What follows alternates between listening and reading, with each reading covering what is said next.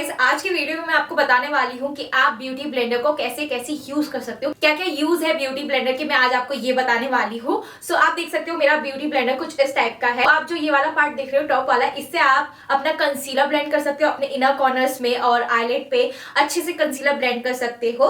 ठीक है, ये वाला जो पार्ट है इससे आप अपना फाउंडेशन ब्लेंड कर सकते हो अच्छे से, प्लस अपना कॉन्टूर भी ब्लेंड कर सकते हो। ठीक है, ओके, नीचे वाले पार्ट से भी आप अच्छे से अपना फाउंडेशन ब्लेंड कर सकते हो, ब्लश लगा सकते हो या फिर अपना कॉन्टूर ब्लेंड कर सकते हो।